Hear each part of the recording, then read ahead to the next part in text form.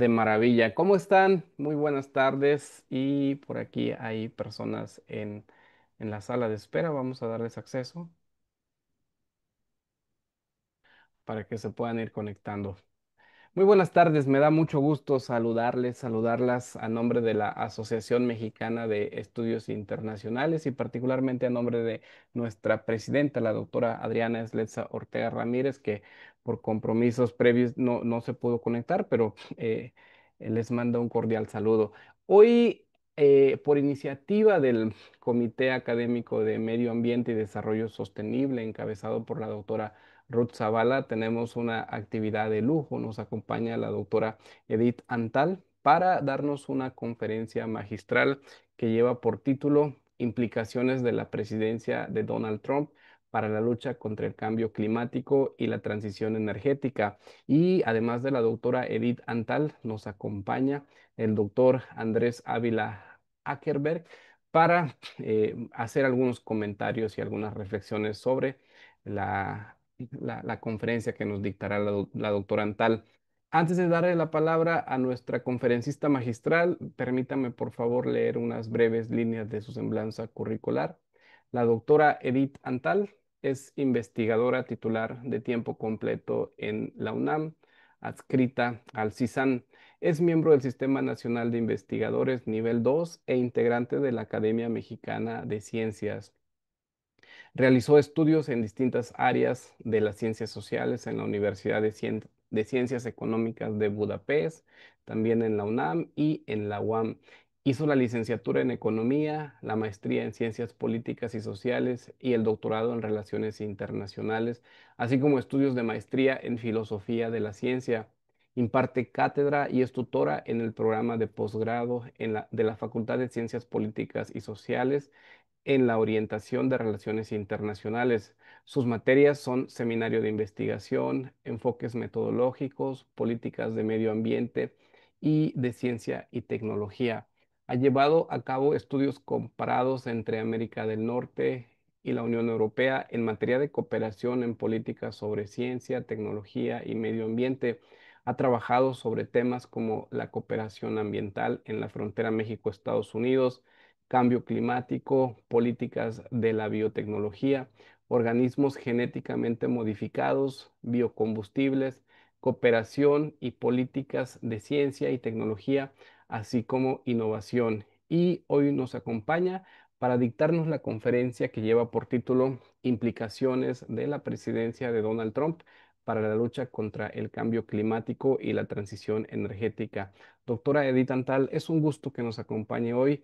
Bienvenida y sin más, le dejo el micrófono. Estoy aquí a sus órdenes. Muchas gracias, Isaac, por tus amables palabras en esta tarde tan caluroso, al menos aquí en la Ciudad de México. Y bueno, agradezco a mí, su presidenta, y en particular a Ruth Zavala de organizar este evento y pues subrayar la necesidad de hablar, de seguir hablando de medio ambiente y de cambio climático. Y para hoy tenemos un tema muy coyuntural del multimensionado presidente Donald Trump en relación ahora no de los aranceles, no de la seguridad, no de la migración, sino el cambio climático y la transición energética, que es igualmente interesante, digamos, y desafiante como los otros temas que mencionamos. Permítame que comparte la pantalla. Aquí está.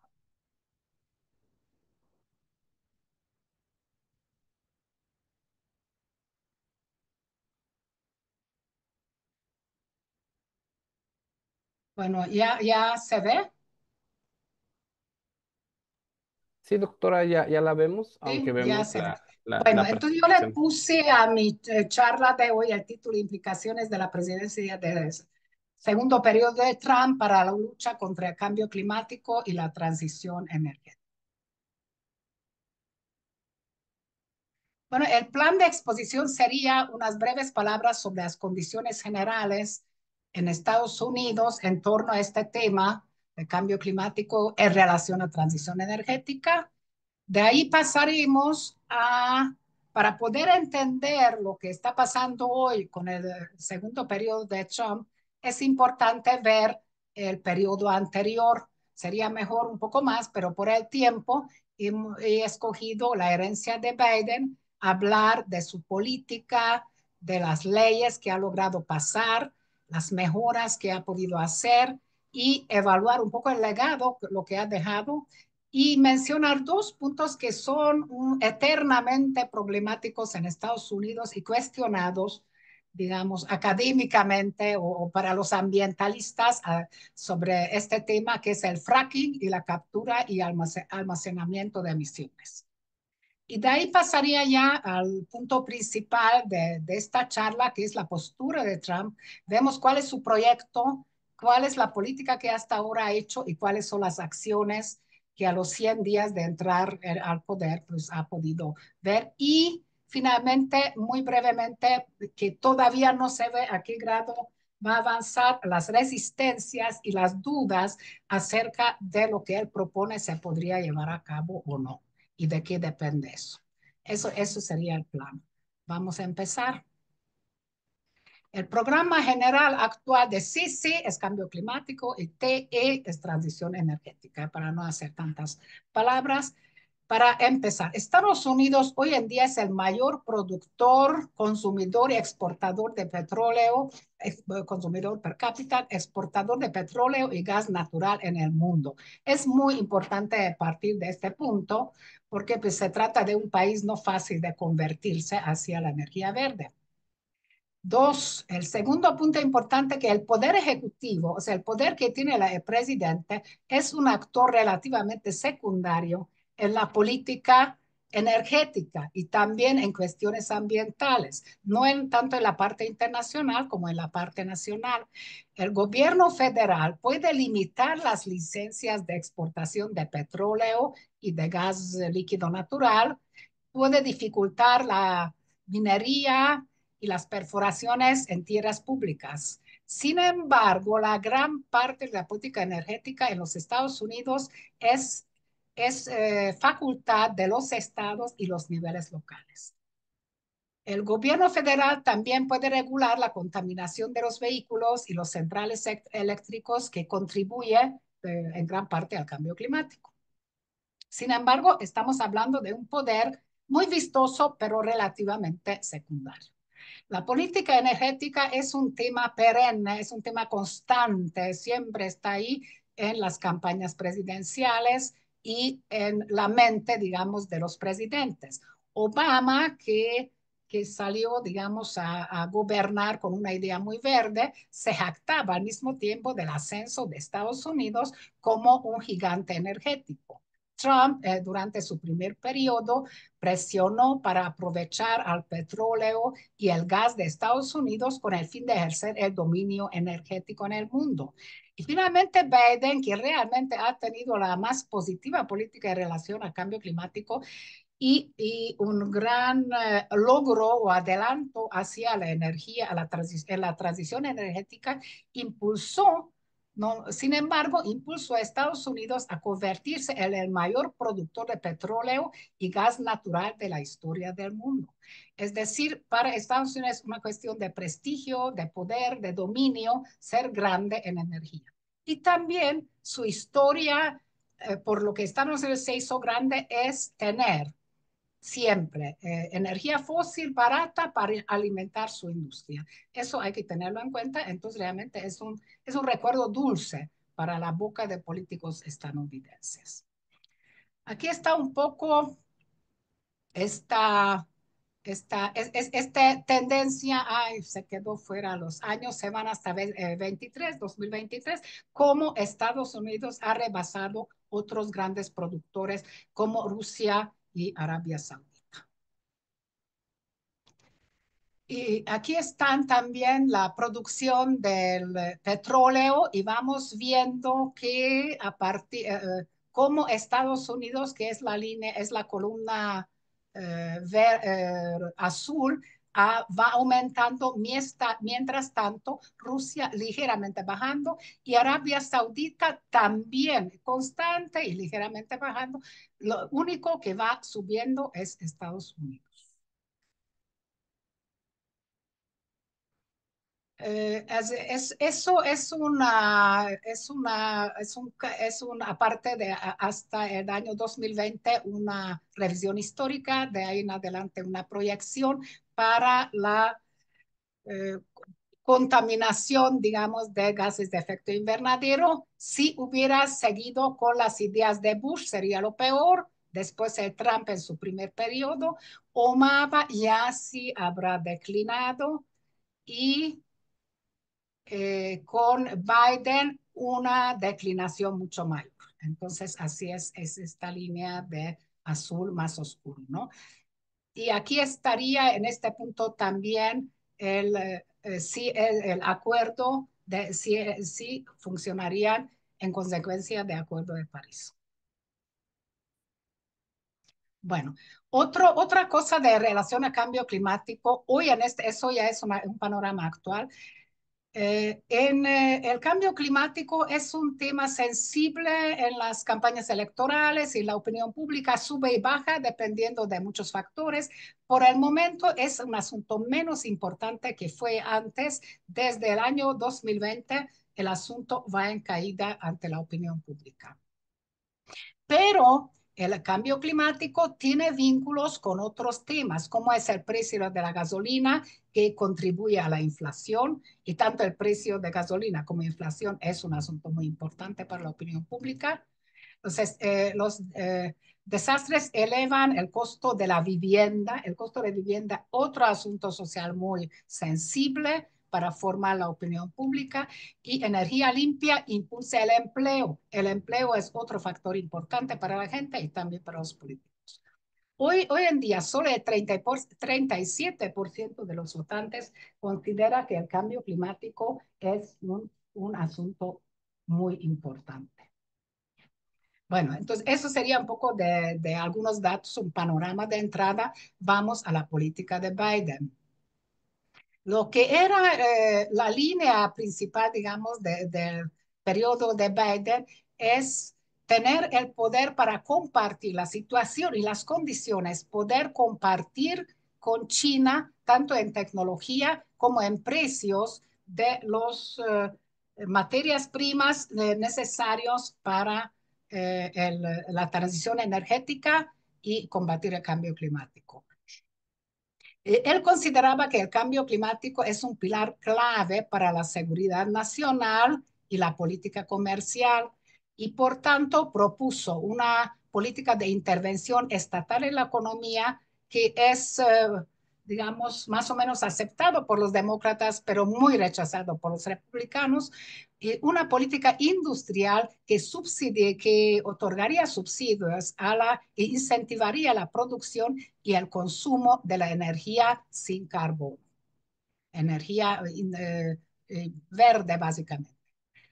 El objetivo general de su política era 100% libre de carbono para el año 2035 y lograr emisiones netas para el año 2050.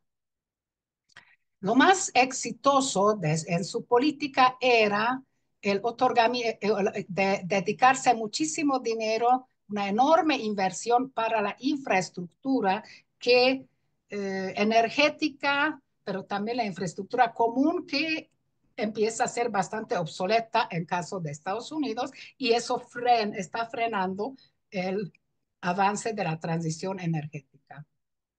Otorgar disposiciones fiscales, eso es créditos, digamos, para energía y clima, y echar a andar programas de subvenciones y otras medidas de apoyo masivo a la población a través de tres leyes muy importantes: la inflación de reducción,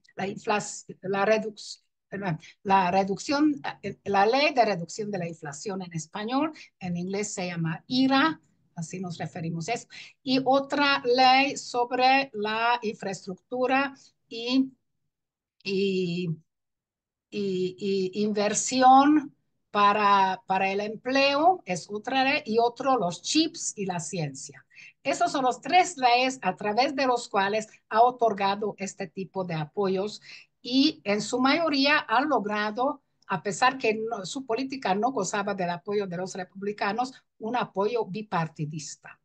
y incluso algunos de estos proyectos han avanzado mucho en distritos que mayormente son republicanos y por eso es que yo veo un poco, digamos que tengo esperanza a que no todo el Congreso va a apoyar si es que realmente el presidente Trump, más allá de tomar acciones ejecutivas, quería poner algunas de sus políticas en leyes. No tendría mucho apoyo porque las políticas hacia la transición ya están en marcha, incluso en distritos dominados por o con representantes o congresistas republicanos. Entonces, la herencia de Biden podría ser resumido. La ley de la reducción de la inflación otorgó 369 mil millones de dólares. Es una ley histórica, es la ley más importante en relación al cambio climático a nivel federal en Estados Unidos. A nivel estatal, en California ha tenido leyes muy avanzadas. Eso implica acelerar las fuentes de energía limpia, desplegar una infraestructura para vehículos eléctricos, eh, incluso estaciones de carga incluidos, hacer que la tecnología alternativa sea más barata, y la ley de infraestructura fue aceptado bipartidistamente y otorga 7.5 mil millones para estaciones de carga de vehículos eléctricos, que ha sido también pues, un logro fuerte. El proyecto de Machine Barrazo apoya la energía limpia, pero también al fósil. Para poder conseguir el apoyo del Congreso y llevar a nivel de leyes estas medidas, el presidente Biden ha tenido que aceptar a que en la medida que se otorga recursos a la energía verde, a la energía, digamos, alternativa, no fósil, de todos tipos, también tiene que abrir posibilidades para avanzar en la energía de básicamente petróleo y sobre todo gas y gas líquido. Eh, superar las dificultades para modernizar el sector eléctrico. La red eléctrica de los Estados Unidos proviene de los años 60 y 70. Entonces, mucha energía limpia quiere conectarse a la red, pero no hay suficiente transmisión para transportarla. Incluso tecnológicamente faltan algunos elementos para poder transportarla. Entonces, hace falta mucho renovar esta red. Pero al mismo tiempo construyó una salida para fracking, es decir, para esta tecnología para seguir sacando energía fósil, ¿no? Esto fue el costo a que los republicanos aceptan a sus propuestas. Permitió más perforación de petróleo y gas en tierras públicas, aun cuando prometió en su campaña que no lo iba a hacer. Aprobó uno de los mayores desarrollos, por ejemplo, en Alaska, firmó la construcción de un importante gasoducto, entre otros. Entonces, por este factor doble, podríamos decir que el legado de Biden es mixto. Es un gran avance. Biden ha hecho más que cualquier otro presidente por el cambio climático y en función de la transición energética. Eh, mm, Pero con todo eso, el progreso de Estados Unidos en el camino hacia convertirse, para abandonar la vía de fósiles y caminar para el otro lado, es todavía considerado frágil. Ha convertido el país en el mayor productor de petróleo y gas en la historia. Está por duplicarse sus exportaciones de gas natural líquido. Ha bajado el precio de la gasolina. El proteccionismo para las empresas estadounidenses eleva precios y significa que el cambio, la energía limpia, es más caro y más lento. Eso es el punto, digamos, problemático en este legado que deja el presidente Biden.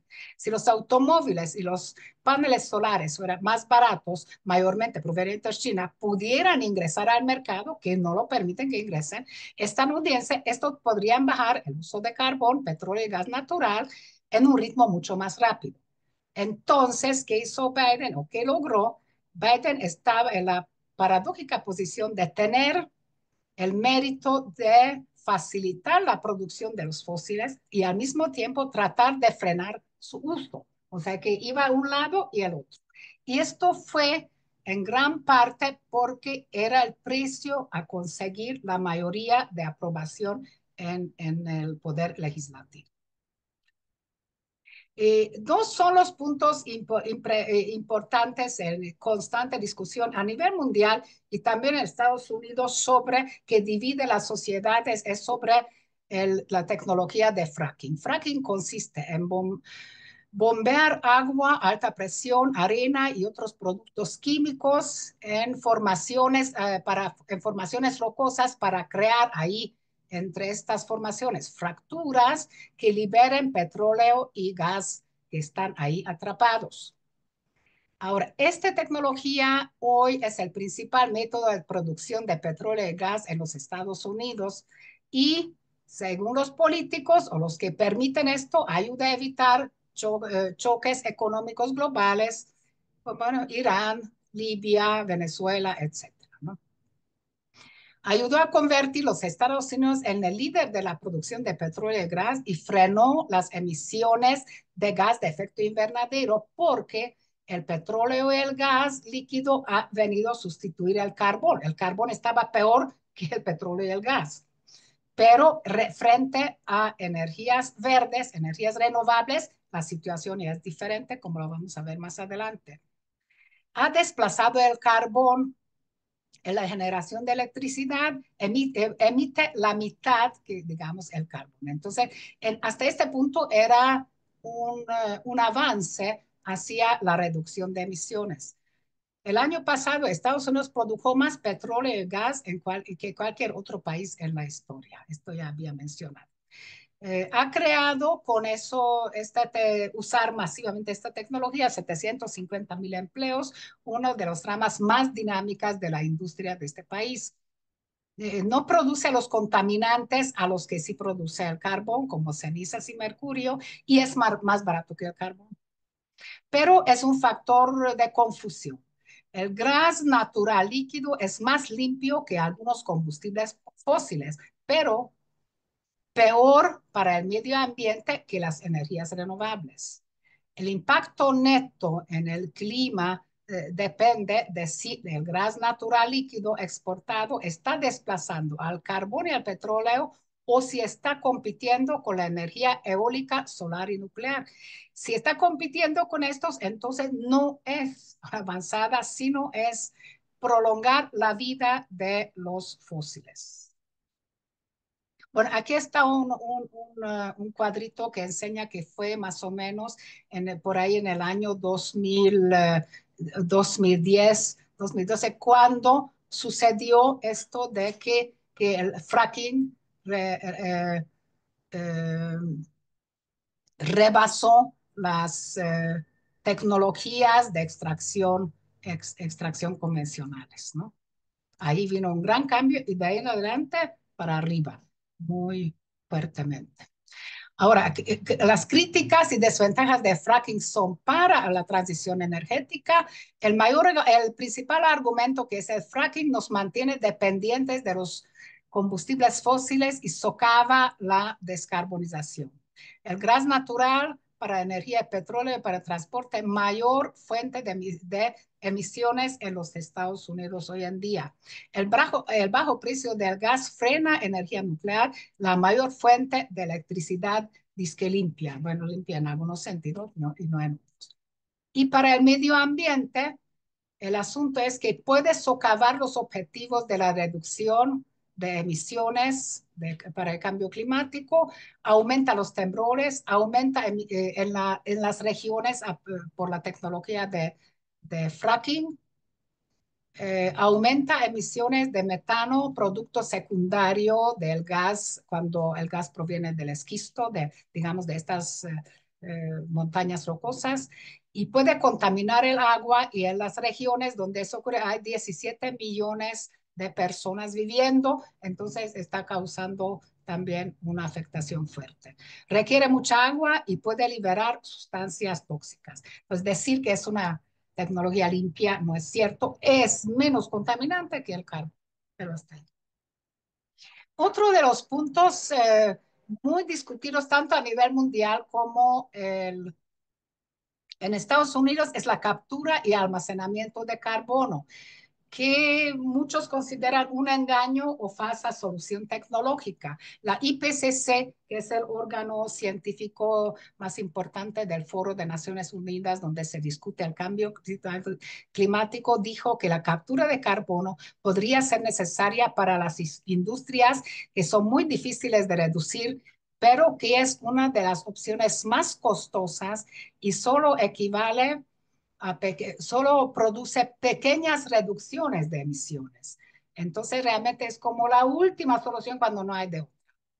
Empresas como Exxon son tienen grandes proyectos y meten muchos recursos y propaganda para promover esta tecnología que no ha todavía poder comprobar sus éxitos. No solamente porque es muy caro, sino tampoco está muy claro hasta qué punto puede sustraer las emisiones una vez emitidas de la atmósfera.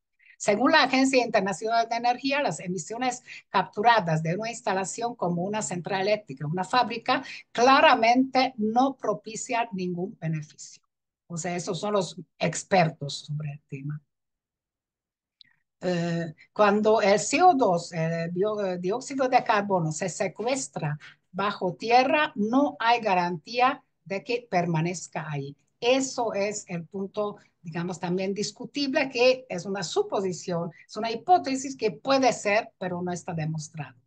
Entonces, para muchos es una fantasía y los ciudadanos tienen que pagar pues, los impuestos muy caros para desarrollar estas tecnologías y usarlas. Entonces, es una tecnología que en todo caso, en último de los últimos casos, habría que usar y en Estados Unidos, en el sector privado, pues tiene gran promoción. Bueno, eso sería un poco la parte introductoria, digamos, para llegar al presidente, al periodo, el segundo periodo del presidente Trump. Su proyecto sobre cambio climático y energía coincide mucho con el proyecto 25, es un proyecto muy famoso, muy conservador, elaborado por el Heritage Foundation. Y aunque él lo niega que proviene de ahí, pero pues es muy, muy parecido. Consiste en lo siguiente, reducir o eliminar regulaciones. Ahí, abandonar los esfuerzos de combatir el cambio climático, que según él, pues como sabemos, es una especie de engaño chino, una cosa inventada que no existe. Derogar subsidios a la energía limpia de Biden y justificarlo con reducir costos de energía. A apoyar la producción de gas y petróleo en la forma que sea, tradicional o por fracking. Ahora, retirarse de Acuerdo de París, recuerden ustedes que también se ha retirado en su primer periodo y que, bueno, es un tanto problemático, ya más adelante veremos por qué. Y para todo eso, usa una retórica falsa que es de su costumbre, no solamente en estos temas, sino en otros también. Por ejemplo, dice que Estados Unidos tiene la reserva de petróleo más grande del mundo y pues en realidad está en el lugar 9 o entre 9 y 11 según quien lo mide en el mundo. Según él, la energía eólica y solar es todavía muy cara y muy escasa, pues otros países han demostrado que no es así. Según él, los vehículos eléctricos son perjudiciales para la industria automotriz y son todos hechos en China. Entonces no apoyan a su idea de Made in USA. Es un poco su postura en general. Ahora, la política suya, ¿en qué consiste? Tiene cuatro vertientes. El orden, tiene una orden ejecutiva, creo que en el primer día que entró al poder, Unleashing American Energy. Es como desatar o liberar energía, como si el presidente Biden lo acusa de que no ha permitido que Estados Unidos se exprese en términos energéticos, entonces hay necesidad que liberarlo, desatar esta energía que estuvo atada y que pues qué bien que, quién mejor que él que lo va a desatar. y declaró la emergencia energética nacional con el fin de incrementar la generación de energía dentro de Estados Unidos en lugar de importarla. Es curioso, llamó mucho la atención de todos los analistas políticos porque pues, es el primer productor, consumidor en el mundo de energía que habla de emergencia energética nacional, o sea, es un poco contradictorio. El objetivo es evidentemente fortalecer la exportación de petróleo nacional y construir plantas de energía que usan carbón, incluso carbón, no solamente gas y petróleo, y tal vez energía nuclear. Eso sería el único que los renovables podría pasar. Y expandir la tecnología fracking de que sostiene de ninguna manera, bueno, es más bien los críticos de él sostienen que expandir esta producción de energía fósil por vía fracking no resolvería el problema de las emisiones de gases de efecto invernadero en el país. Retirada de Estados Unidos de Acuerdo de París, pues tiene el problema, es un daño significativo tanto a nivel real como simbólico. A nivel real, porque pues, es el país más grande, más rico, mayor productor y no va a aportar recursos para a nivel global a ponerlo a la disposición a otros países para que adopten tecnologías diferentes y que pueden caminar hacia la transición energética. Pero también en términos simbólicos, porque como en el mundo pues hay todo un avance de poderes autoritarios en todos los continentes, entonces muchos de otros países y los jefes de Estado podían imitar este tipo de iniciativas. Y apunte, otro punto que es desangrar en Environmental Protection Agency, que es el EPA, le llamamos en sus abreviaciones en inglés, es la Agencia de Protección Ambiental, que fue un logro desde la época de Nixon en Estados Unidos, único en el mundo que ha tenido gran avance como consecuencia, digamos, logro primero por los movimientos sociales y de otro tipo de movimientos, que una agencia muy bien armada con muchísimos científicos y trabajadores. Y esto irrita tremendamente al presidente Trump. Entonces empezó a desmantelarlo, no puede cerrarlo, pero ha llevado a cabo despidos masivos. Eso de prohibir la diversidad, había yo leído que me impresionó realmente que mando gente a revisar todos los documentos de los funcionarios de la agencia ambiental y los que utilizaron la palabra diversidad los pidió despedir, porque para él la diversidad no existe. Estados Unidos lo que necesita es uniformar todo, no respetar la diversidad. Y como ustedes saben, pues en el ambiente, el medio ambiente, la diversidad representa una riqueza. Y otro de los puntos fue esta agencia quien en la época de Obama, como un gran logro de su administración en materia de cambio climático, hizo reconocer que los gases de efecto invernadero son un peligro para la salud humana y para el bienestar público. Por tanto, entonces constitucionalmente se tiene que destinar recursos contra ellos.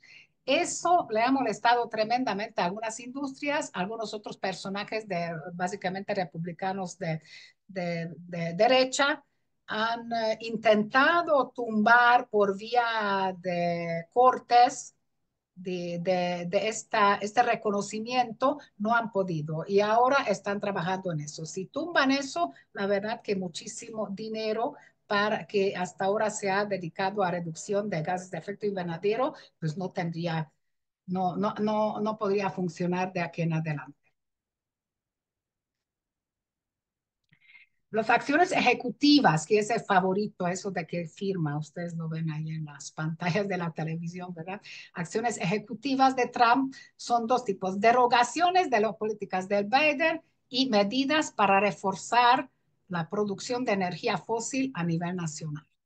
Son 6 puntos que quisiera resaltar, aunque son muchísimas acciones ejecutivas. impulsar la exploración y producción de energía fósil en tierras y aguas federales y cada vez hacerlo más barato y ofrecer más tierras para eso. Revocar la prohibición de Biden sobre nuevos desarrollos de petróleo y gas en alta mar, así como el impedimento de hacer perforaciones en busca de petróleo y gas en el océano Ártico. Tercero, detener la transición hacia energía verde por vía de cancelar arrendamiento de todas las áreas destinadas a la energía eólica, revisar a los que ya estaban en funciones para retirar sus permisos y frenar las solicitudes que encontraban en trámite en el momento que él tomó el poder.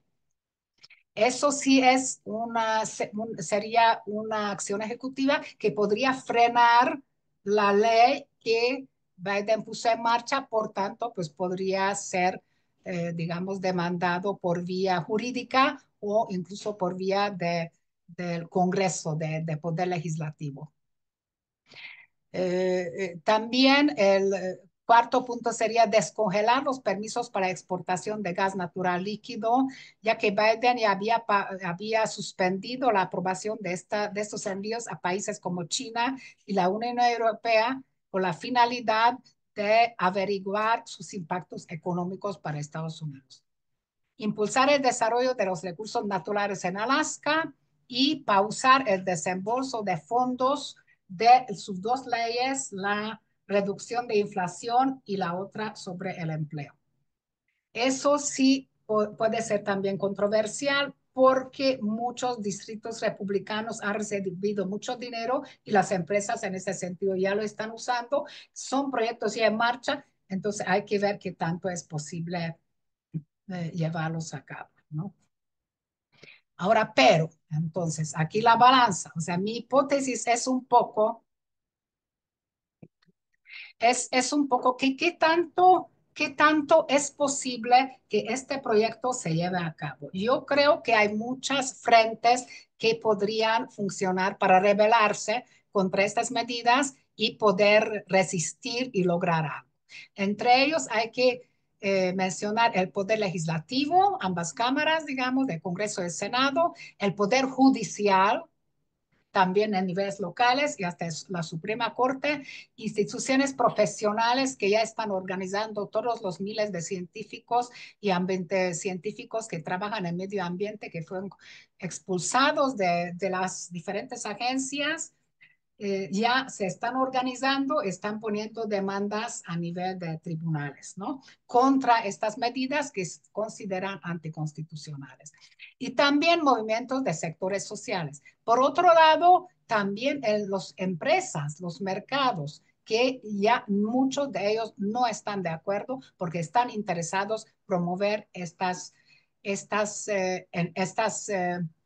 fuentes de energía y trabajar en estas tecnologías. Hay que mencionar también, aunque no está en la presentación, ha recortado muchos proyectos en las universidades para elaboración de tecnologías, innovación. Entonces, también es importante porque muchas de estas tecnologías que China ya lo tiene hace tiempo, pues Estados Unidos no va a poder lograr porque se les quitan los presupuestos. Ahora, las leyes de Biden podrían permanecer vigentes que fueran aprobadas por el Congreso, solo podrían ralentizarlas en caso si nos ponemos optimistas y creemos que este tipo de frenos y resistencias pueden avanzar. El Congreso podría no apoyar las propuestas de Trump. Vamos a ver. Y también hay que recordar que vienen el próximo año 26 las elecciones intermedias entre los 4 años, digamos, de cambio de poderes, que podría cambiar la composición del Congreso y ya no sería tan fácil para el Poder Ejecutivo pasar sus iniciativas. El Poder Judicial podría ser favorable a las propuestas de Trump, sin embargo, porque, como sabemos, muchos de estos, por ejemplo, el Suprema Corte, los conservadores predominan, que varios de ellos fueron nominados por el presidente Trump en su primer periodo, entonces están a una proporción de 6-3. Entonces, eso no favorece a, a mi hipótesis, ¿no? Y protesta y resistencia social, profesional, institucional, podría ser muy importante que aún no sabemos, lleva 3 meses en el poder este presidente, vamos a ver qué tanto de aquí en adelante va a poder defender sus ideas o la sociedad, otros sectores van a poder discutir. Voy a pasar ya para cerrar mi charla a algunas conclusiones. La transición, a mi juicio, no, la transición energética en Estados Unidos no se va a detener. Lo que está en juego es la velocidad y la dinámica, el camino, cómo se va a llegar a esta transición. Trump podría frenar el progreso de Biden, pero el cambio hacia la energía limpia es imparable. Es imposible, ¿no? Aunque el país es el país más de mayor economía hoy en día todavía en el mundo, pero no es el único y hay una dinámica global que no va a poder alterar. Ahora, en detalle esta misma y cómo Estados Unidos partimos del punto, Estados Unidos es el mayor emisor histórico de gases de efecto invernadero en el mundo y actualmente ocupa el segundo lugar en cantidad de absoluto anual atrás de China y por delante de la India. El motor de la política de Biden ha sido el reconocimiento del atraso, el reconocimiento público del atraso de Estados Unidos a nivel mundial respecto a sus niveles de competitividad y producción de electricidad debido a lo obsoleto de las tecnologías que están en uso. Su respuesta fue dar un gran apoyo para la modernización y fortalecimiento de los sectores dedicados a la energía renovable y la transición energética.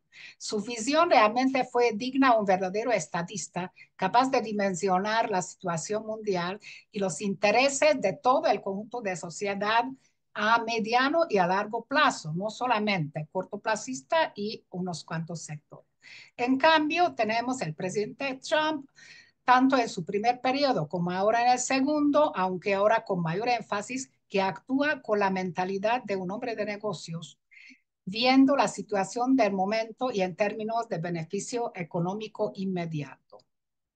Se basa en la convicción de que la energía fósil, el petróleo y el gas, todavía promete jugosas ganancias, que es verdad, todavía es negocio, sin preocuparse por la falta de competitividad y sin preocuparse por el futuro.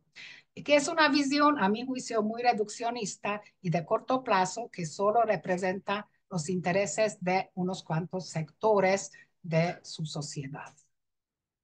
El legado climático de Biden es un fuerte pero contradictorio y frágil. Aún no está muy consolidado y en la medida que apoyó la energía alternativa, también la energía fósil. Y este tema de fracking y la captura de carbono que también había promovido, que como había yo explicado más adelante, es controversial. Bueno, pues yo aquí quisiera dejar mi charla y estaré atenta de sus comentarios. Pues muchas gracias por su atención. Voy a dejar de compartir.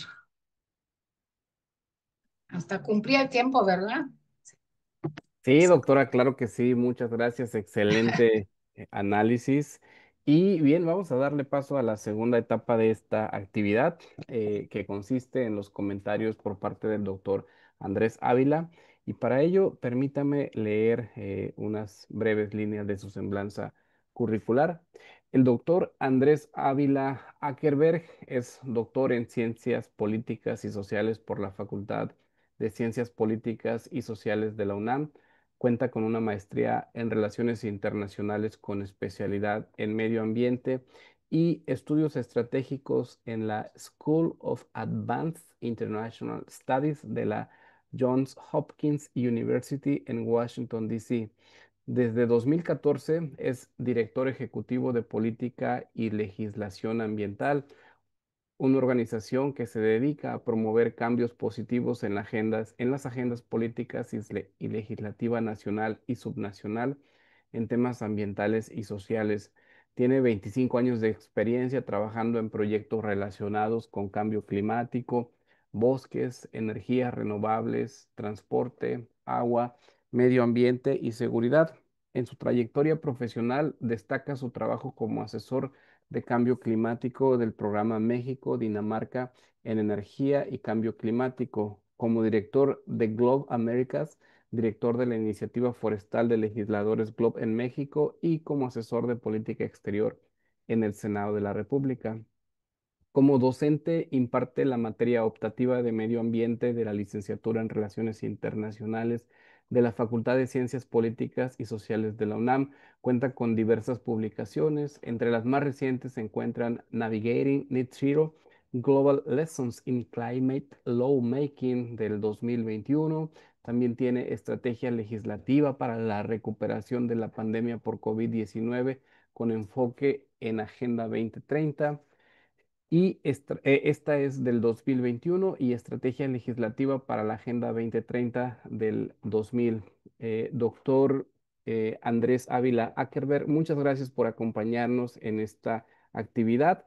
Y adelante, le dejo 15 minutos para que pueda hacer algunos comentarios sobre la participación de la doctora Edith Antal. Gracias, Isaac. Gracias a la MEI por la invitación, a la doctora Ruth Zavala también porque me extendió esta oportunidad para comentar la presentación de la doctora Edith Antal, a quien admiro mucho, quien ha sido también una referencia para mí en mi vida académica en estos temas ambientales y pues políticos internacionales. Veo por ahí también algunos nombres conocidos. Está Ernesto, saludos Ernesto. Pues no hay mucho que agregar, tal vez más reflexionar, contribuir, reaccionar a las palabras de la doctora. Diría yo que, pues no, o sea, si bien nos vuelve a sorprender el presidente Trump con sus, le dicen por ahí el Blitzkrieg, ¿no? Contra las medidas ambientales, o sea, esta guerra rápida que declaró a no solo las cuestiones climáticas, sino en general la cuestión ambiental, ¿no? Calidad del aire, sector forestal, especies en peligro de extinción, ya lo decía la doctora, ¿no? La cantidad en los primeros 100 días tuvo 145 acciones que se podría decir impactaron el medio ambiente y esto nos lleva a que sea más de una por día, ¿no? Por eso esta referencia al Blitzkrieg. Y bueno, pues ya estudios de parte de varias universidades están mostrando las incongruencias, las inconsistencias. Lo decía la doctora también, cómo el Poder Judicial probablemente sea pues poder que pueda poner una especie de freno y detener algunas de las ocurrencias de esta administración en Estados Unidos, de estas órdenes ejecutivas, pero bueno, sin duda es un impacto muy fuerte y particularmente en este tema que creo que es el eje de la charla de esta tarde, que es cambio climático, ¿no? Por ahí vi que ya hay algunas preguntas, tal vez por ahí toco alguna de las respuestas, pero pues evidentemente dejaría mejor a la doctora que las atendiera. Y creo que si bien es un balde de agua fría para el mundo en términos de la acción climática, tampoco es nuevo, ¿no? En realidad pues el balance histórico no es de mucha contribución de Estados Unidos a las negociaciones internacionales. Recordarán que Kioto nunca lo reconoció, nunca lo ratificó, ¿no? En 97, cuando se negoció Kioto, un dato interesante histórico es que si bien Clinton, presidente entonces, firmó en Kioto el protocolo, el Congreso nunca lo ratificó y de hecho antes de que siquiera se fuera Clinton a Japón a este suceso, el Congreso hizo una especie de punto de acuerdo señalando que Estados Unidos no iba a ratificar nada a menos que los grandes emisores, países en desarrollo, principalmente China y bueno, pues hoy India se vuelve un actor importante, México sin duda, no lo hicieran. Y tuvo una votación de 95-0. Aquí no fue un tema partidista, fue tanto republicanos como demócratas que le dieron esta señal previa de política exterior al presidente Clinton de que no hiciera ni se le ocurriera, por decir así, firmar nada porque en el Congreso no se iba a ratificar. Nunca lo hizo, ¿no?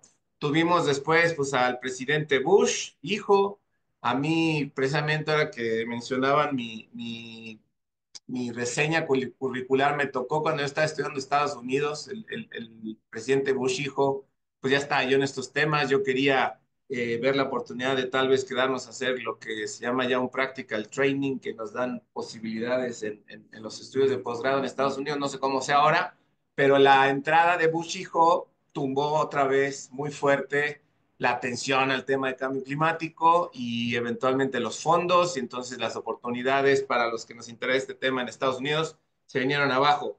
Sabemos que después vino Obama, rescató mucho esta agenda, fue un gran impulsor del acuerdo de Copenhague o la intención de que Copenhague arrojara importantes resultados.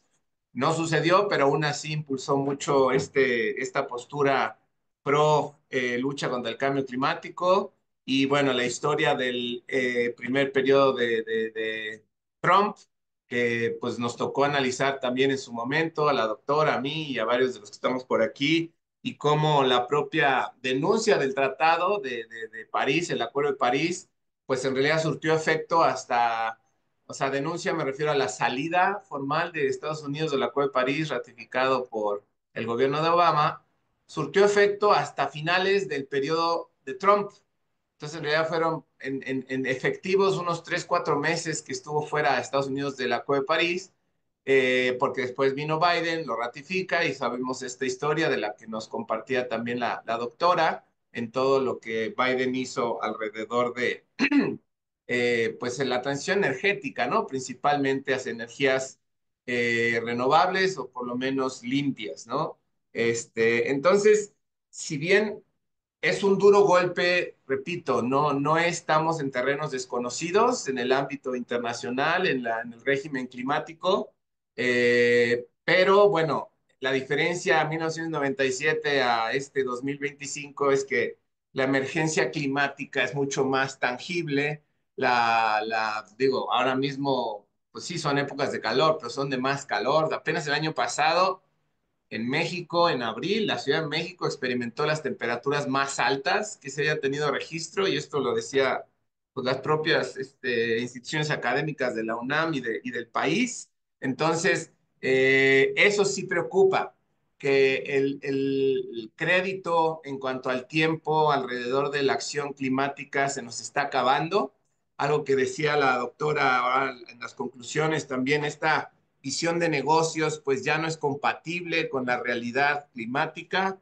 Tenemos una emergencia, como ya mencionaba, y lamentablemente la visión cortoplacista pues es sumamente negativa para lo que se requiere.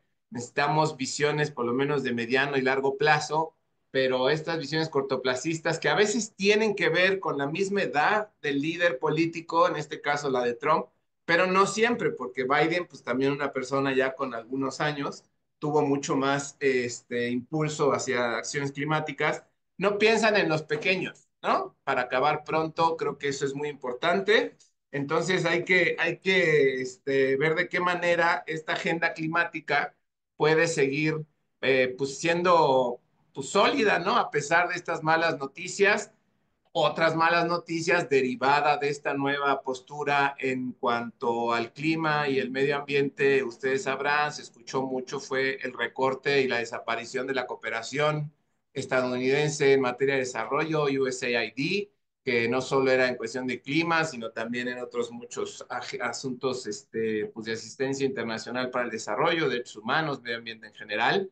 Y esto pues también fue un impacto muy fuerte para incluso países como el nuestro, como México y otros muchos países en desarrollo. La salida de Estados Unidos del Acuerdo de París, además de lo que implica en términos de pues estas regresiones de los objetivos internacionales que se había propuesto en la época de Biden, la carbono neutralidad y toda esta transición energética que mencionábamos, pues bueno, se cae. Vamos a ver un repunte de emisiones en Estados Unidos y con ello del mundo, lo decía la doctora, Estados Unidos históricamente es el más importante emisor en el mundo, actualmente el segundo, primero China, pero siempre será Estados Unidos y otros países, no necesariamente pero el más importante emisor en términos per cápita, ¿sí? Esa es la gran diferencia con China y con la India. que ellos emiten mucho porque son muchos, pero si dividimos emisiones entre personas, pues es mucho más pequeña la contribución de cada ciudadano de China, cada ciudadano de Estados Unidos. Eh, Otro asunto que nos impacta internacionalmente, además de esta cooperación USAID, es en Bakú, en la última conferencia de las partes de la Convención Marco de Naciones Unidas, celebrada el año pasado, la 29, este año es la 30 en Brasil, pues se logró para un aumento en la cooperación internacional en temas de cambio climático. Desde la COP de Copenhague, desde la COP de Copenhague se había sido que $100,000 al año a partir del 2020. Bakú llegó a 300,000. Si bien se buscaba que llegara a los $1,000,000,000, pues no se logró 300,000. Y una importante parte de estos 300,000 se asumía que iba a ser de Estados Unidos en cuanto a proyectos que apoyaran pues estas acciones en materia de, pues principalmente mitigación, pero como saben ahora la agenda de adaptación climática es cada vez más importante por los impactos y particularmente la agenda de pérdidas y daños, que no es más que resolver, saldar los daños que se tienen a partir de lo que ya está sucediendo, ¿no? Estos desastres naturales que en México en su momento fueron muy relevantes hace, bueno, en su momento no, todo el tiempo, pero fueron muy vistosos en Acapulco, recordarán, con el huracán Otis, y ahí sí todos nos volvimos conscientes en términos de las pérdidas y daños. En ese sentido, bueno, algo que históricamente ha mantenido a flote la agenda climática y esperemos que ahora siga siendo así en Estados Unidos, es la acción subnacional, también que la conoce muy bien la doctora, que hay estados que han mantenido este liderazgo, principalmente, bueno, son varios, destaco California, Nueva York, ¿no? Como estados que tienen esta postura más progresista hacia las medidas en contra del cambio climático y que ellos mantienen pues un impulso, por ejemplo, California con su liderazgo en energía solar, ¿no? Otros estados pues que históricamente más republicanos como Texas, estaba leyendo que también tienen mucho impulso a la energía eólica, ¿no? En este sentido de las energías renovables y esperemos que ellos sean los que mantengan viva, ¿no? Las acciones en materia climática durante esta administración de Donald Trump. Sin embargo, ahora que estaba preparándome para estos comentarios a la presentación de la doctora Edith, eh, digo, por si fuera poco, ¿no? Apenas el 8 de abril el presidente Trump emite otra orden ejecutiva que busca bloquear la aplicación de las leyes estatales aprobadas para reducir el uso de combustibles fósiles y combatir el cambio climático. Entonces, también por ahí, ¿no? Está tratando de revertir, se ve como que ya es una obsesión también. No solo digo, puedo no entender, tal vez pensándole mucho, esta necesidad de tener seguridad energética y que Estados Unidos no dependa del mundo para ello, pero como hasta sus argumentos diciendo cómo el cambio climático es bueno, que pues sí ya raya un poco bueno, no tiene sentido, no quiero ser con adjetivos más fuertes. Afortunadamente, como también mencionaba la doctora, pues hay mucho, bueno, el Poder Judicial es el que puede ser este rescate de que bloquee estas órdenes ejecutivas y con ello pues, podamos mantenernos y sobrevivir con respiración artificial estos 4 años, esperando que tampoco se pues salga algún artilegio ahí legal o que en el Congreso de por medio que pudiera mantenerlo más tiempo, digo, uno ya no sabe, pero creo que eso es importante destacar. Y creo, finalizo con esta otra idea, también para pues, dar espacio para reflexiones adicionales, es cómo esto influye en México, ¿no? O sea, finalmente, históricamente, y digo yo, lo he aprendido mucho de la doctora también en diferentes momentos, cómo Estados Unidos influye en México normalmente ha sido de manera positiva en las acciones ambientales de este país, partiendo, por ejemplo, de este contexto, coyuntura alrededor del Telecán, del Tratado de Libre Comercio, que como Nos hicieron manita de puerco, valga la expresión, porque si queríamos un tratado de libre comercio teníamos que aceptar, primero que nada, que ratificáramos la Convención Internacional sobre el Tráfico de Especies en Peligro de Extinción de Flora y Fauna, CITES, y hay evidencia en documentos oficiales en Estados Unidos. Y segundo, pues que el tratado en sí mismo comercial incluyera disposiciones ambientales y tuviera un acuerdo paralelo. México tuvo que aprobar esto si quería su tratado de libre comercio, constituir instituciones ambientales que no tenía, la Profepa, el INE nacen en esa época, y así históricamente. Y también la última ronda de las NDCs, que eso también es muy interesante, que este año 2025 el mundo tiene que poner en la mesa una nueva contribución nacional determinada país por país, 2025, París, mandata eso cada 5 años, este es el tercero, le llaman NDC 3.0, haciendo referencia a la tercera ronda. En el pasado, en el del 2020-2022, no es que esté ahí confirmado en ningún documento oficial, o ya veremos, pero se dice que mucho de lo que México propuso, este 30% que puede subir a 35%, también lo hizo por, pues, acuerdo o presión de Estados Unidos para que subiéramos nuestra ambición y ese 5% adicional condicionado mucho a este intercambio en cuestiones económicas, tecnológicas con Estados Unidos en materia de energía limpia, ¿no? Entonces ahora se revierte un poco los papeles, no quiero ni señalar ni enjuiciar a nadie. México vuelve a destacar por lo pronto en estos meses como un líder internacional en materia de cambio climático, con una nueva administración que está dando la cara, que está hablando de emisiones netas cero para mediados de siglo. Sabemos que, por ejemplo, la India habla de 2060, 70, ya no sé, India, China igual. México está siendo un poquito más ambicioso, se está planteando ya en México la nueva NDC y esto lo hacemos independientemente de Estados Unidos. Entonces también eso es muy interesante cómo de este lado México está alzando la mano en materia de liderazgo climático y la crisis que está haciendo, la mala noticia que está haciendo Estados Unidos, toda proporción guardada, puede ser rescatada un poquito, proporción guardada por un país como México, ¿no? Que digo, somos un emisor pequeño, pero no tan pequeño. Si mal no estoy, Estados Unidos es alrededor de 15 y 6% de las emisiones globales, México es 1.5, 6, 7, ¿sí? Es como un poquito menos del 10% de lo que hace Estados Unidos, pero sigue siendo importante.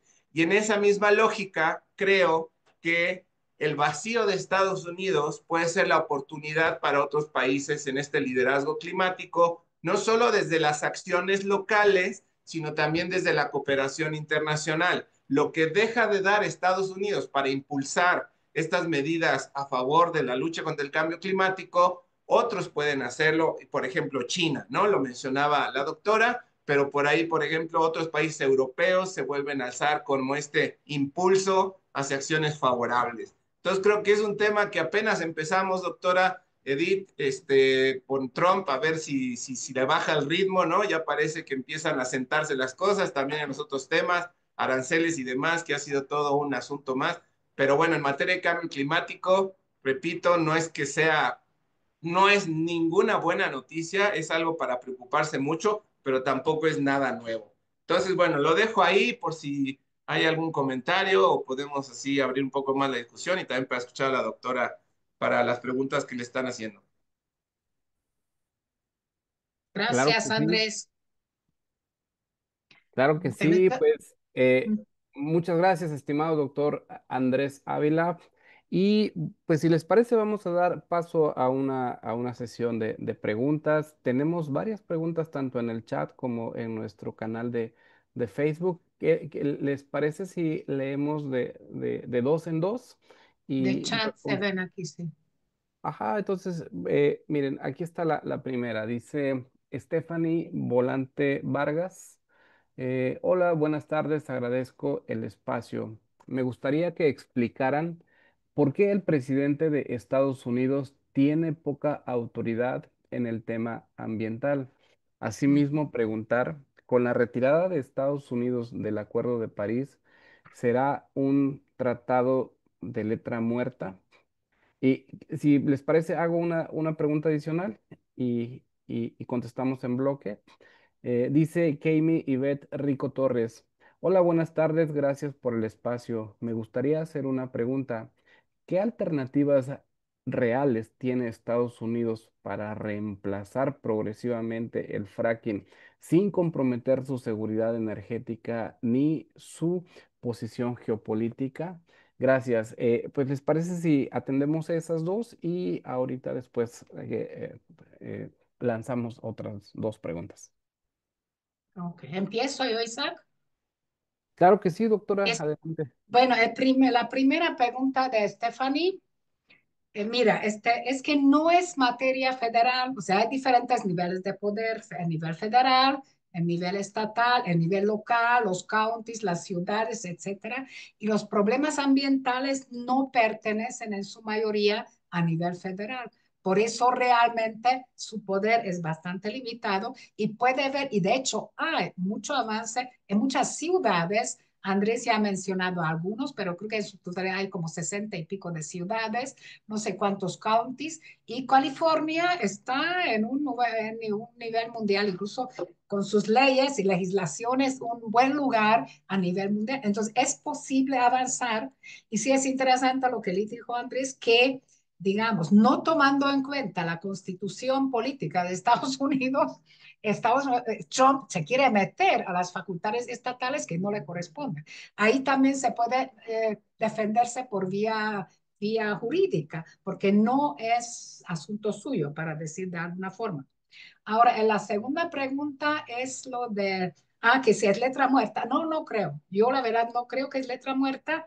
Mira, desde la época de Copenhague, del presidente Trump, que con los chinos organizó ahí una reunión que ha cambiado la dinámica de la negociación global sobre cambio climático, ¿no? Entonces, ahora lo que se busca, antes había sanciones, se estaba presionando mucho a los países de tener que cumplir y se definía cómo.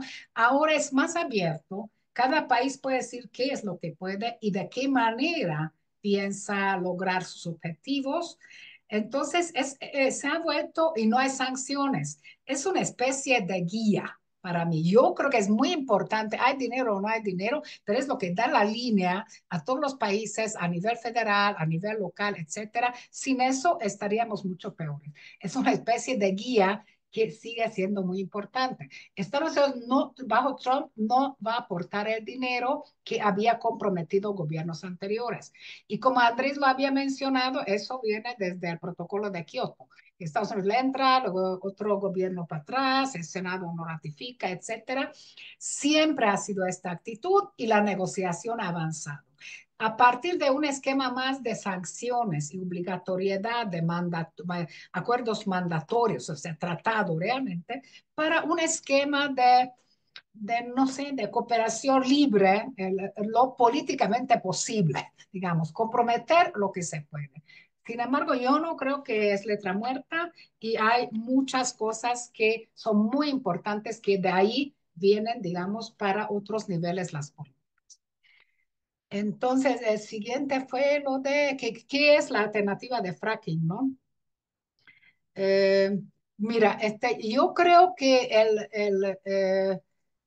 el fracking, el problema es que, por ejemplo, mira, Estados Unidos no puede procesar el petróleo, el gas que tiene en su propio territorio, que obtiene por fracking, porque sus refinadores no son aptos para eso. Entonces, tiene que comprar de Canadá petróleo para poder refinar con la tecnología vieja, porque no tiene nuevos reactores que podrían refinar. Entonces, por eso que lo venden. Es el principal productor, consumidor, importador y exportador a la vez. O sea, es realmente, hay un atraso de tecnología en torno a toda la cuestión energética. Entonces, realmente creo que la alternativa es empezar a meter recursos serios, masivos, si Estados Unidos no quiere irse para abajo y quiere mantenerse a nivel de competitividad, sobre todo en primer lugar con China, ¿no? Entonces, eso ya se ve, que no puede procesar su propio producto que obtiene a través de la tecnología de fracking, ¿no? Entonces, aunque avanza con eso, lo va a tener que vender a otros lugares a ver qué hacen con esto. O sea, la verdad que hay un atraso, que esto hay que reconocerlo, pero el gobierno de Trump no ha hecho eso. Biden sí lo reconoció. Entonces, yo creo que no hay milagros.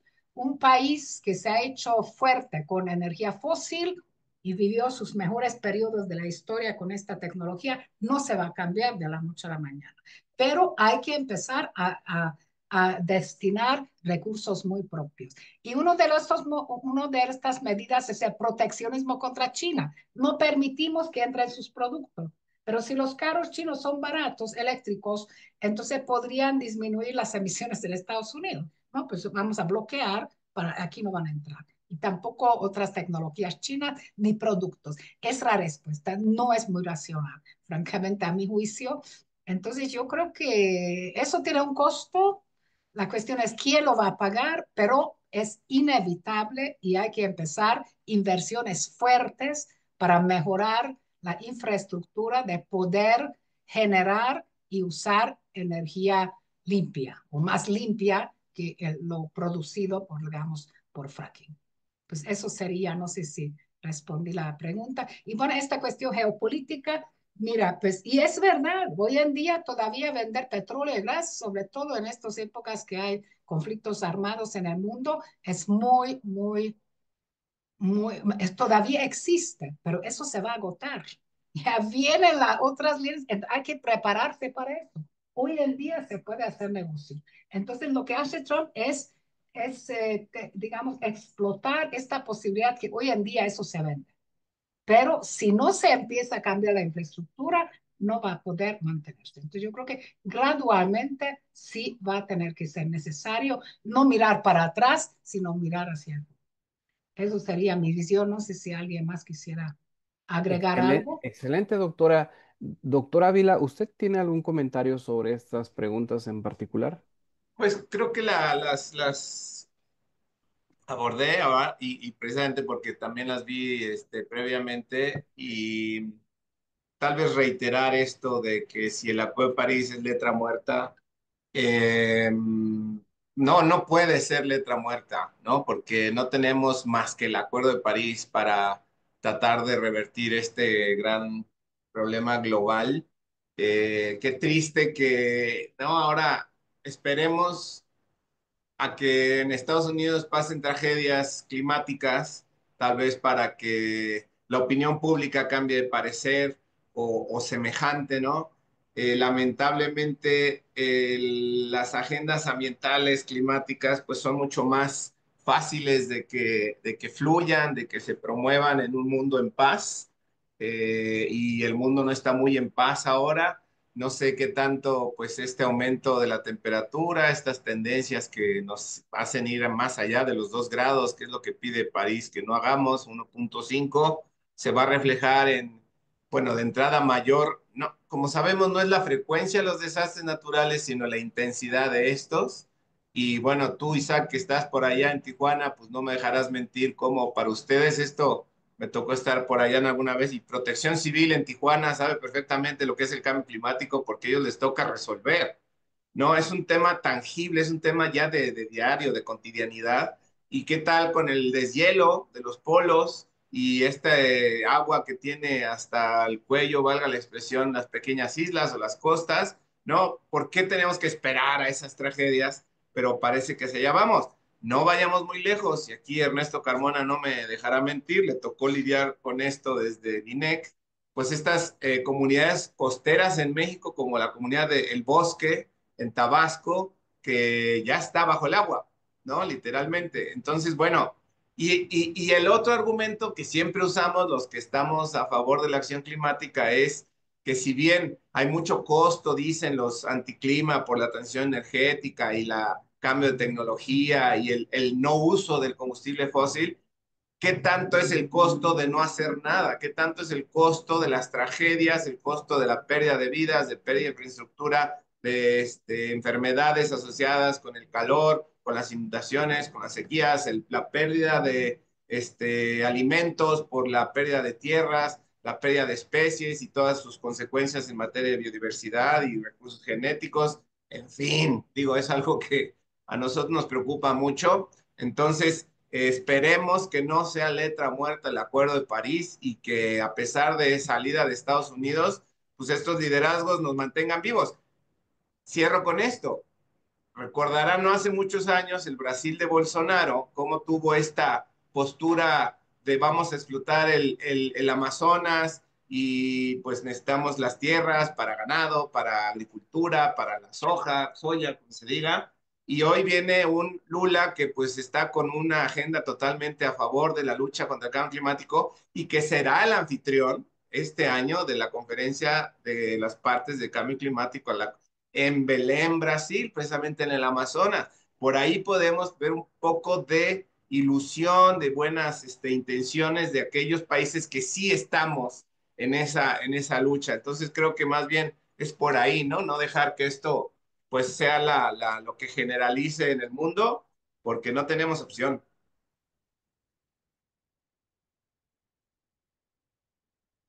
Excelente, muchas gracias, doctor. Hay más preguntas aquí, tenemos tiempo, vamos a leer otras. Dice aquí Nadia Excelencia. Tamayo.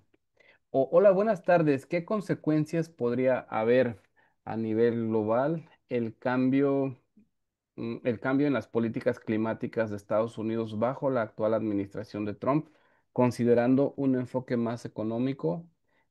Alejandra Silva Heredia pregunta, buenas tardes, me gustaría conocer su opinión respecto al acuerdo que se está dando entre Trump y Zelensky sobre el derecho de Estados Unidos a la explotación de las tierras raras, petróleo y gas natural en el territorio ucraniano. Y para cerrar de una vez las preguntas aquí del Zoom y pasar a las de Facebook, agrego una tercera.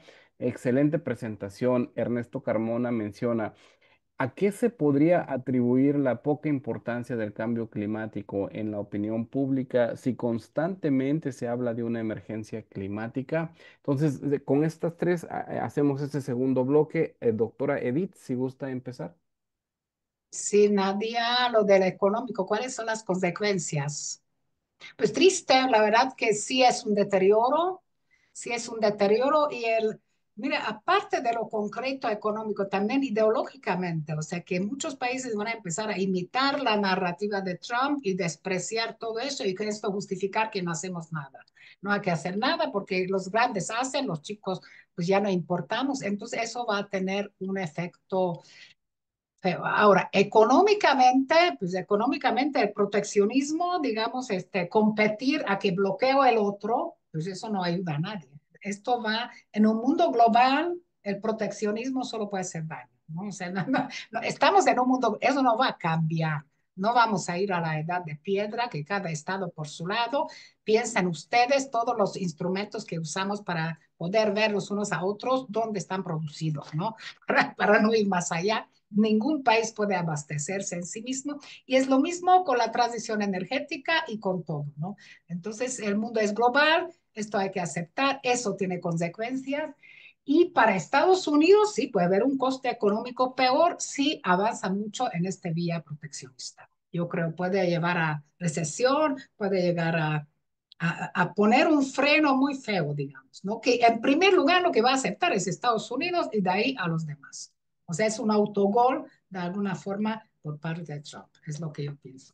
Ahora los derechos, no, terrible. Estos de Zelensky, o sea, Estados Unidos que quería esta tremenda charla de televisión, recuerdan que dijo que todo el dinero que mando en ayuda de armamentos Estados Unidos a Ucrania, ahora tiene que pagarlo con eso no existe. O sea, un país que es dominante en el mundo y ayuda a otros no puede pedirle la factura de esta ayuda de pagarlo con algo. Es un chantaje, es una manipulación para un país como Ucrania que está en una situación muy complicada. Lo va a tener que aceptar como sea porque Europa en este momento no puede ofrecer las armas a lo que necesita Zelensky. Entonces, y va a tener que aceptar toda la pérdida de territorio a lo que hubo, entonces no tiene de otra manera. O sea, me parece terrible por vía de chantaje conseguir un acuerdo de este tipo, no por vía de voluntad, con un Estado que está en serios problemas. ¿verdad? Esto sería mi opinión. Ahora, las tierras raras, petróleo, este tipo de cosas, pues se puede conseguir a través de otro tipo de instrumentos, ¿no? Ahora, si pensamos a lo largo de la historia, Estados Unidos ha conseguido petróleo barato para poder crecer a costa de guerras, la verdad. Esa es la verdad. Si no había de otra manera, con invasiones y guerras ha conseguido bajar el precio. Entonces, eso sí va en línea con este tremendo chantaje que para mí sí es inaceptable, pero no es rara en la práctica real de la política. Y luego, pues eso sería mi opinión. Ahora a Ernesto, saludos Ernesto para ti. Y así es, pues es una buena pregunta, que ¿por qué la opinión pública de Estados Unidos? Mira, es muy cambiante y muy coyuntural, puede cambiar de un momento al otro. Y creo yo que ahora el discurso y la narrativa dominante es el temor. Es el temor que Estados Unidos está perdiendo, que todos los países lo engañan, que es el discurso falso. De hecho, nadie lo engaña, nadie lo saquea, pero temen y está arrinconado por otros. Entonces la gente tiene miedo. La gente tiene miedo que van a subir los precios, que va a perder el empleo, que lo van a detener, que los migrantes o los migrantes o los que vinieron de otro país y ya son ciudadanos. Entonces, en estos momentos creo que sobrepasan este tipo de argumentos, ¿no? Que los malos mexicanos, que el narco, etcétera. O sea, todos estos son los dominantes y otros problemas como el cambio climático, transición, un poco más alejados de esto. La gente está atemorizada. La sociedad, no solamente las universidades, nuestros colegas viven en el temor, sino en muchos otros sectores, migrantes, comunidades mexicanas y de otro tipo de migrantes procedentes de otros lados también.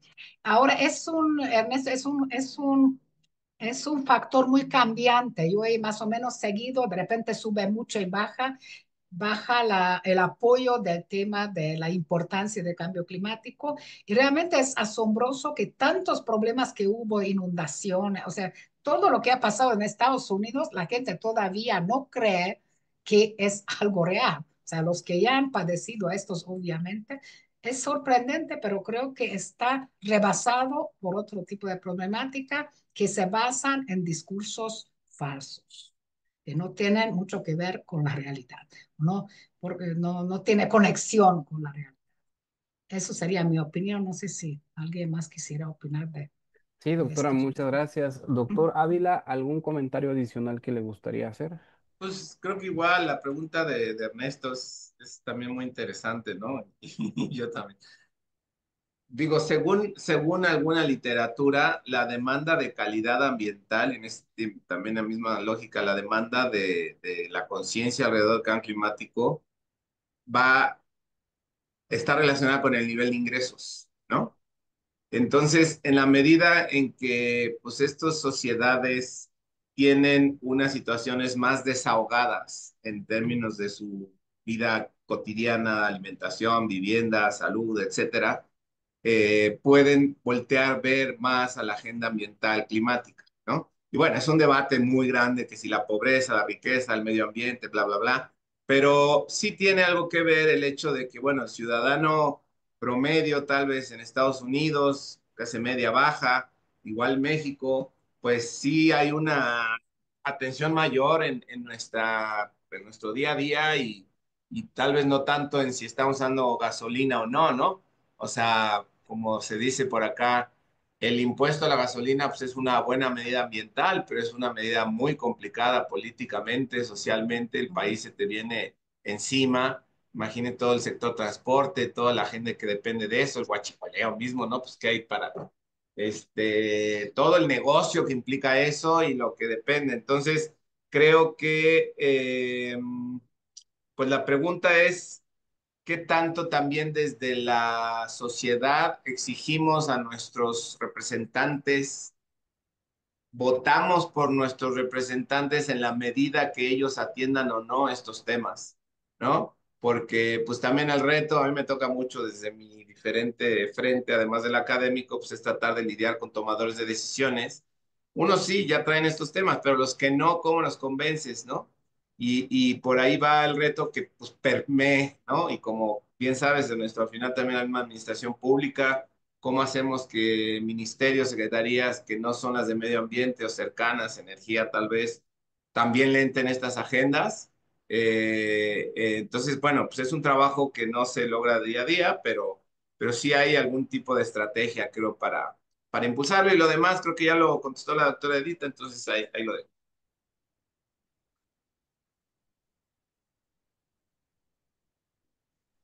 Excelente, muchas gracias. Bien, vamos a revisar algunas preguntas. Bueno, vamos a revisar las preguntas que nos hicieron en las redes sociales. Y Monse Figueroa menciona, durante la presidencia de Trump se apuesta abiertamente por combustibles fósiles, pero ¿cree que incluso una administración contraria que promueva energías renovables no seguiría atrapada en la lógica extractivista del capitalismo al depender de minerales críticos para la construcción de paneles solares, turbinas eólicas o, en su caso, los automóviles eléctricos que son altamente contaminantes de la misma manera? Muy interesante el planteamiento. Lía dice, ¿de qué manera las políticas ambientales de Trump impactaron a países como México en sus esfuerzos contra el cambio climático? Y de una vez incluimos una tercera. Yareli Hernández dice, buenas tardes, mi pregunta es para la doctora Antal. ¿Cómo alteró la política energética de Trump el equilibrio geopolítico entre productores de petróleo y promotores de energías limpias? Si les parece, hacemos este bloque de tres preguntas y ahorita hacemos una segunda ronda. Doctora Antal, si gusta empezar. La primera pregunta era en torno a... Sí, la repito con gusto. Dice Monse Figueroa, Sí. ¿cree que incluso una Ah, que administración una contraria? alternativo. Sí. Ajá, Ok, ya recuerdo, Monse. Mira, pues yo creo que hay diferencias. Diferencias. Ni Biden, ni Trump, ni Obama, ni Bush, ni ningún otro de quien hemos mencionado a contra métodos capitalistas. Estamos pensando dentro de metodologías, sí, dentro del sistema, no con un cambio de sistema. El hecho de qué tanto son menos contaminables las energías alternativas, energía solar, etcétera.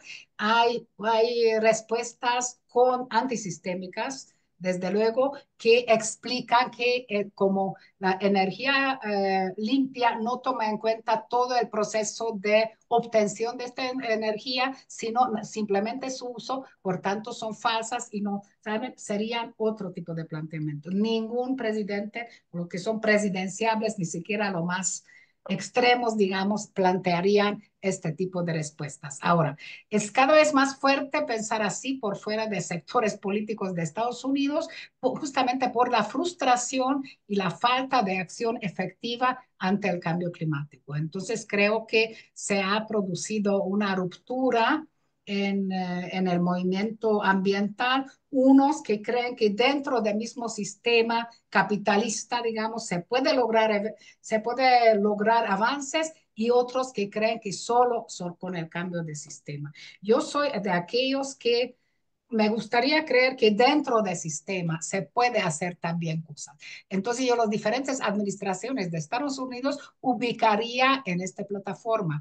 Creo que hay diferencias. El presidente Biden no es antisistémico en cuanto al sistema capitalista, pero ha propuesto mejoras, a mi juicio, que yo lo aceptaría. Muchos ambientalistas en el mundo no lo aceptarían porque creían que el capitalismo siempre va a pretender a producir más y para eso necesita nuevas tecnologías, etcétera, etcétera.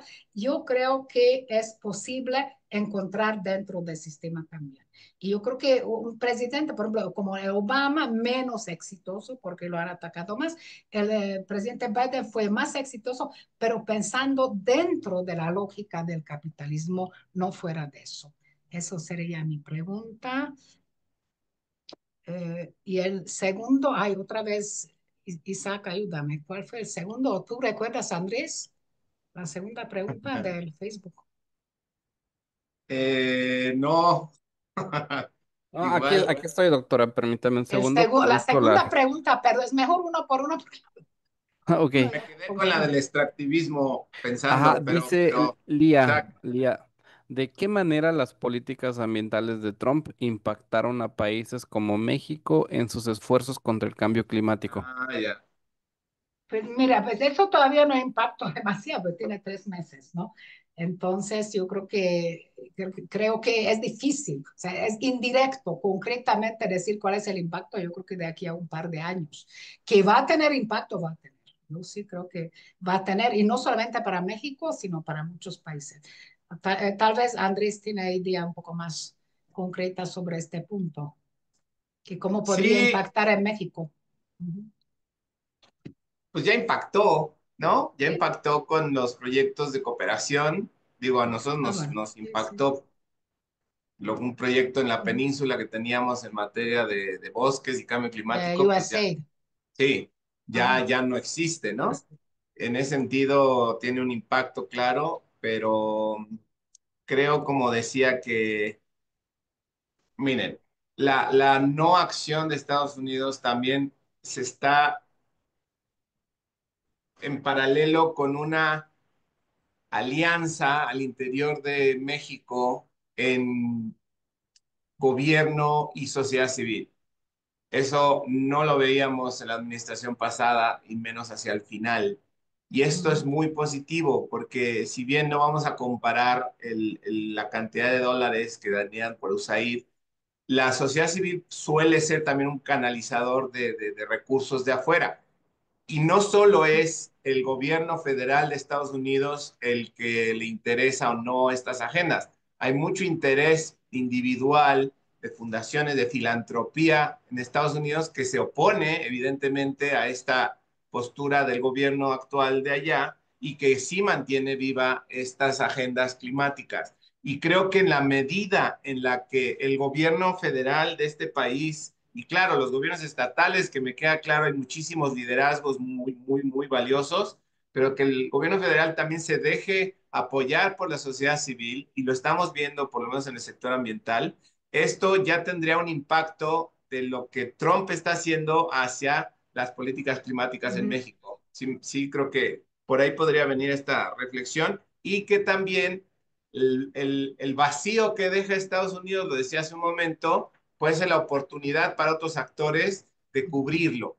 Y lo hemos visto, hay proyectos de estos que les decía de USAID que se quedaron sin este respaldo, que ha habido otras formas y otras filantropías con todo el interés de tomar esa batuta y llenar ese vacío.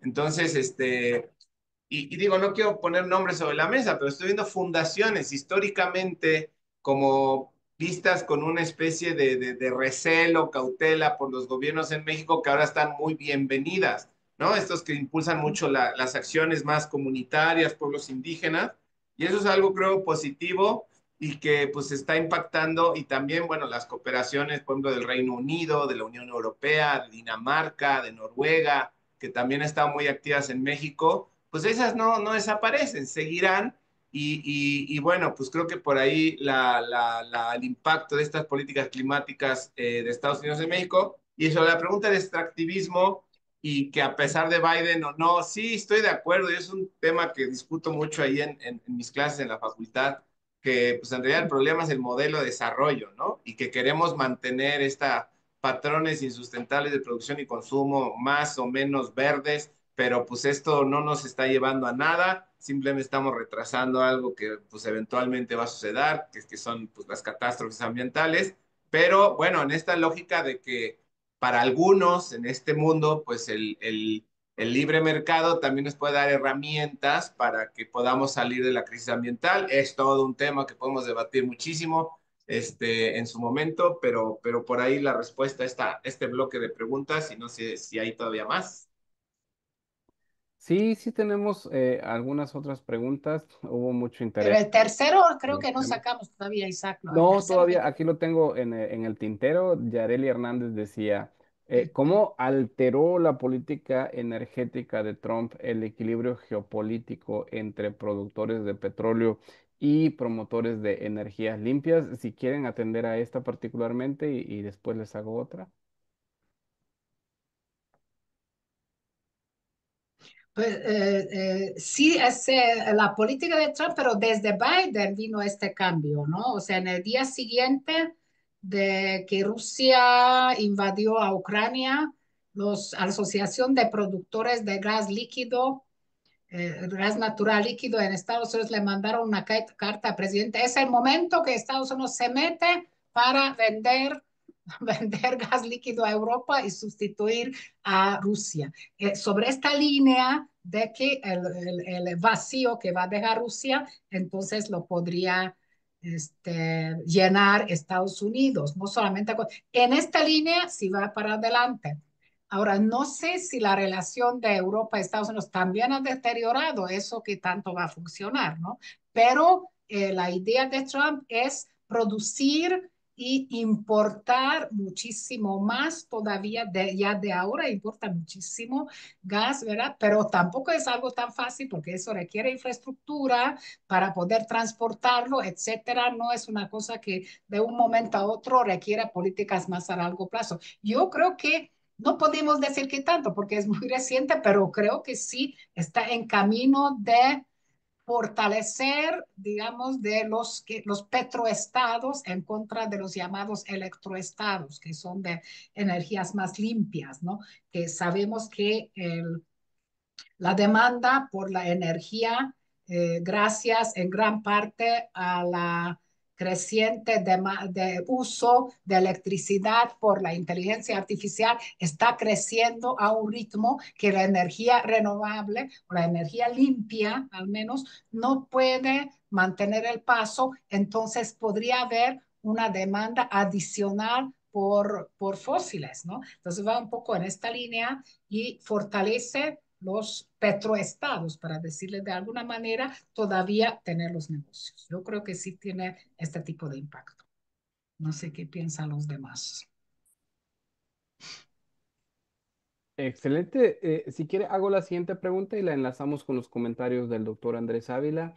Sí. Dice Cian o Sayan, buenas tardes, considerando que tanto los combustibles fósiles como las energías renovables requieren modelos extractivos intensivos, ya sea en petróleo o en minerales críticos, ¿es posible una verdadera transición energética justa o simplemente estamos cambiando de recurso, pero manteniendo el mismo sistema de explotación y concentración del poder económico? Doctora Edith, si gusta comentar y después le damos la palabra al doctor Andrés. Pues la transición justa, ¿no?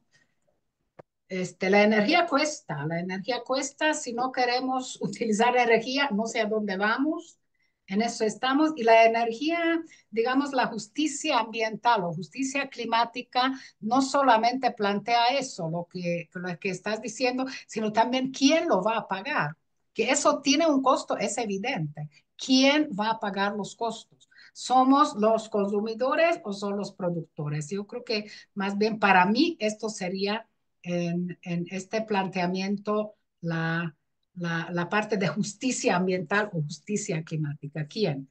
Yo no veo una, yo no veo otro vía francamente viable de no abandonar las fuentes de energía más sucias, ¿no? Y creo yo, y todo indica a los que están revisando las diferentes fuentes, cuál va a ser el gran sustituto ahora. Estaba el carbón, después el petróleo o las diferentes fuentes. Ahora todo indica que no va a ser uno solo. Según el uso de energía que le damos, podría ser diferentes y según los lugares también. Entonces, cada vez más se plantea que cada local genere su propia energía, que este tipo de iniciativas, digamos, alternativas, son muy valiosas y va a ser un esquema multifuentes la energía. No va a haber un gran tipo de uso de energía y esto sería realmente la justicia ambiental y la justicia climática. Darle un espacio a este tipo de iniciativas que muchas veces incluso las comunidades indígenas, las comunidades locales pueden dar algún tipo de ejemplo de este tipo. Pero estos no se puede llevar a cabo a nivel global de manera general, sino cada localidad podría haber, digamos, diferentes alternativas. Lo que yo no veo que transitamos hacia un mundo que utiliza menos energía que antes. Francamente, no veo eso si requeriría un cambio demasiado grande que es difícil ver en el panorama geopolítico hoy en día tenemos. Sí, creo que coincido, digo aquí tomando la palabra velozmente, con lo que dice la doctora, que dice Edith. Desde el punto de vista académico, repito, pues sí, esto al final no va a cambiar, sea renovable o sea solar, sea eólico, porque ya vimos que pues también la energía eólica, además de los metales y demás materiales que necesita para existir el ventilador y todo su equipo, tiene implicaciones en la tenencia de la tierra, ¿no? Y despojos también de gente, igual con lo solar. El desarrollo sustentable es bien complicado porque lograr este equilibrio entre lo ambiental, lo social, lo económico, pues es a veces contradictorio, ¿no? Logras uno, pero no el otro y así. Entonces, en lo académico siempre insistiré que pues, el modo de producción pues, es el que nos lleva a estas catástrofes, pero en mi otra cachucha, que es sociedad civil y tratar de ver cómo sí se puede, pues es eso, ¿no? El tratar de cómo entender estas dinámicas, entender a todos los actores, que también eso es bien interesante, ver cómo piensa pues el que está del lado oscuro, pongámosle así, de la fuerza, ¿no? En el sentido de que es el que Ujú. contamina y todo, pero te dice, no, pero sí, pero yo doy empleo y crecimiento económico y en su mundo pues creen que están con las ideas correctas. Y bueno, el Estado tiene mucho que decir, ¿no? Como lo mencionaba Edith Antal en la presentación, esta ley en Estados Unidos de inflación, estos estímulos fiscales que pueden impulsar de manera artificial, o sea, no con un libre mercado, sino con un estímulo fiscal forzado desde el Estado, una transición hacia pues, mecanismos más eficientes, más limpios, más benéficos al ambiente. Pero lo que creo que sí, como ya decía también la doctora, es muy importante considerar siempre, y a pesar de que sí va avanzando esta agenda, falta mucho todavía por lograr, es esta cuestión de justicia. Justicia ambiental en general, que no es un tema nuevo, que desde los 60, 70, Estados Unidos, Canadá, muchos casos ahí de implicaciones binacionales y sucede en todos los lados. Ahora hablamos mucho de justicia climática, ¿no? Este énfasis en las personas que más van a sufrir, más van a tener las consecuencias de estos fenómenos y que independiente, en paralelo a la solución, a la reducción de las causas que nos están generando el cambio de temperatura, el aumento de temperatura, hay que cuidar a los que menos tienen. Hay estudios bien interesantes, bueno, hay evidencias claras en un fenómeno de inundación, desastre natural, pues ¿quiénes son los más vulnerables, no? Los pequeñines, sin duda, pero imaginen la gente que en situación de discapacidad, con estas calles o avenidas o lo que sea que tengan ahí cerca, que no están hechas para ellos, ¿no? Que están hechos solo para la gente que puede más o menos saltar, correr, etcétera. Entonces, todas estas circunstancias que tristemente vamos a ver que se van a ser mucho más frecuentes, estos desastres y estas los Ángeles, lo vimos con los incendios, las aseguradoras están quebrando porque ya no pueden pagar lo que les cuesta resarcir todos estos seguros por los incendios. No hay que descuidar a la gente y a los más vulnerables. Creo que eso sí es un sí o sí que tenemos que tener en mente. Y bueno, yo aprovecho para despedirme, creo que ya terminamos, que tengo que salir corriendo, pero un placer aquí estar. Isaac, si quieres, digo, yo ya me voy, pero pues la doctora es la protagonista de esta tarde. Muchas gracias, Bueno, estimado hasta luego. doctor Andrés. Y sí, efectivamente tenemos más preguntas, pero por limitaciones de tiempo, solamente me voy a permitir leer dos más para también para ir cerrando este espacio. Doctora, si le parece, leo dos preguntas más. Dice Marlene Mujica, de acuerdo a lo que mencionó, la administración Biden ha logrado revertir parte del daño ambiental provocado por la administración anterior. ¿Y qué pronóstico tiene para las políticas ambientales nuevamente de Trump? Y una pregunta similar de Irlanda Aline dice, dado que las políticas de administración de Trump exacerbaron las desigualdades ambientales y limitaron el acceso a la financiación de proyectos ambientales en universidades, ¿cómo podemos garantizar o qué estrategias se toman para la actual transición energética, no, para que la actual transición energética no perpetúe estas disparidades? Bueno, la primera que la de Marlene, ¿no? Que se pronostica para el periodo de Trump. Yo creo que ya en mi conferencia había más o menos dibujado una idea que yo no creo que Biden ha logrado mejorar, ha echado a andar leyes, ha conseguido el consenso para aprobar leyes y echado a andar subsidios y recursos directos a los consumidores y a los productores para las empresas de utilizar tecnologías menos contaminantes. Eso es lo que ha logrado, que esto ya tiene recurso. Miren, el periodo de una presidencia de 4 años no es demasiado, no es mucho. Entonces ya conseguir estas leyes yo creo que es bastante y que qué tanto ha mejorado el problema ambiental, no tanto que fuera perceptible, por ejemplo, en términos de cambio climático. Y la transición energética, ¿cómo podría? Yo creo que no se va a poder retener la transición energética en el periodo de Trump porque ya está en marcha. Y los dineros que se dieron, que los programas a través otorgados por leyes con el periodo anterior de Biden, no se van a poder retener.